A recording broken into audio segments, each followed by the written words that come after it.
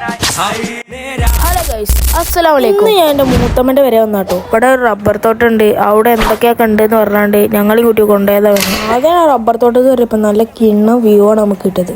അത് കഴിഞ്ഞപ്പോൾ ഇവിടെ അടുത്ത് കോഴി ഫാം ഉണ്ട് പറഞ്ഞാണ്ട് നമ്മളെ കോഴി ഫാമൊക്കെയാണ് കൊണ്ടുപോകാൻ പോണത്. കോഴി ഫാം എന്നപ്പോൾ ഈസാൻ്റെ ഫാൻ വന്നിട്ടുണ്ട്, ഒന്നും നോക്കുന്നു. അതിൻ്റെ ഇടയിൽ നമ്മൾ റബ്ബർ ഷീറ്റ് ഉണ്ടാക്കുന്ന സ്ഥലത്തേക്കാണ് വന്നത്. ഈ കാക്കോക്കി കരിമ്പ് ജ്യൂസ് ഉണ്ടാക്കുന്നതിനാണ് ഈ റബ്ബർ ഷീറ്റ് ഉണ്ടാക്കണത്. ഞാനിത് ആദ്യമായിട്ട് കാണുന്നത്. നിങ്ങൾ ഇതിനു മുമ്പ് കണ്ടിരുന്നെങ്കിൽ ഒന്ന് കമൻ്റ് ആക്കിട്ടോ. അങ്ങനെ മൂത്തമ്മൻ്റെ കുട്ടി ഓൻ്റെ ചെങ്ങായനെയും ഞങ്ങൾ എല്ലാവരും കൂട്ടിയിട്ട് ഒരു കടയ്ക്ക് പോവാണ്. ഈ കട ശരിക്കും വരുന്നത് ഒരു വീട്ടിലാണ്. വീട്ടിലൊക്കെ നിങ്ങൾ കട ഉണ്ടോ? ഇതാണ് ആ കട. ആ കട ശരിക്കും വരുന്ന വീടാണ് ഈ കാണുന്ന വീട്. പിന്നെ നമ്മൾ അവിടുന്ന് നേരെ മടങ്ങി പെരേത്ത് നല്ല പൊറാട്ടയും കഴിച്ചു. അങ്ങനെ രാത്രി ആയപ്പോൾ പെരേന്ന് കടയിൽ പോകണം പറഞ്ഞു. അങ്ങനെ നമ്മൾ ഒരു ദീർഘയാത്രയ്ക്ക് ശേഷം നമ്മളിങ്ങനെ കടയെത്തി. ഇച്ചക്കന്നെ ഇഷ്ടല്ലേ? അങ്ക് ഓക്കെന്നെ ബേ ഇച്ച പൊളിയല്ലേ?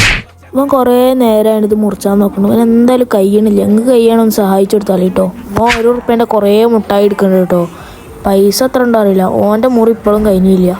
ബാക്കി പൈസക്ക് ലേസും ബബിൾക്കും വാങ്ങി ഞാൻ നേരെ വിട്ട്. ഞാൻ മാത്രമല്ല, ഈ മോയന്തോളൊക്കെ ഉണ്ട്. പേടിച്ചല്ലിങ്ങൾ പെരെ പോയി നേരെ കടന്നുറങ്ങി. ബാക്കി ബാലൻസ് പിന്നെ